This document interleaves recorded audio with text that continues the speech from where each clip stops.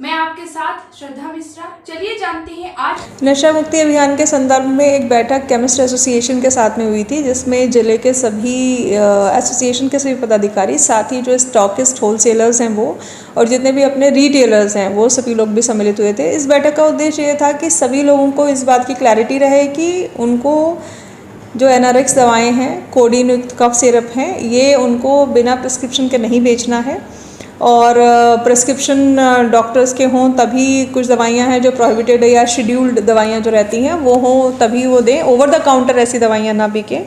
और यदि किसी भी स्टॉकिस्ट, होलसेलर या किसी की भी संलिप्तता इस तरीके के केसेस में पाई जाती है तो उनके खिलाफ कड़ी कार्रवाई भी हो सकती है।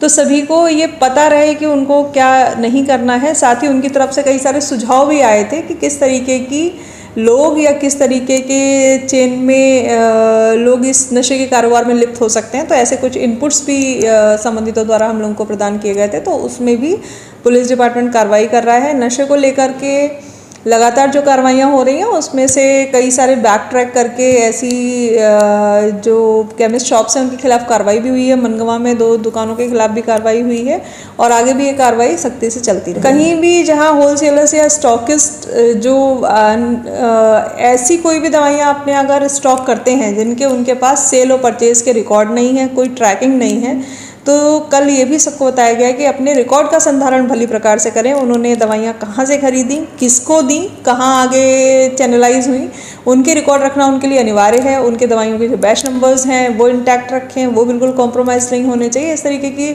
जो सामान्य निर्देश हैं वो सभी को दिए गए हैं ताकि इनके वायलेशंस ना मिलें। और इसके बाद हम लोग सभी स्टॉकिस्ट, होलसेलर्स का परीक्षण भी कराएंगे ड्राइव चला करके, जिसमें मौके पर उनके द्वारा ये सभी कार्रवाइयाँ की हुई पहले से तैयारी करके कम से कम ये अब आगे सर्कुलेशन में आ जाए। कुछ दवाइयाँ जो स्टॉकिस्ट या होलसेलर खरीदते हैं उनके प्रॉपर सेल परचेज के रिकॉर्ड हैं, अनुमत्य दवाइयाँ हैं, उनको रखने में कोई दिक्कत नहीं है, वो आराम से अपना व्यापार कर सकते हैं।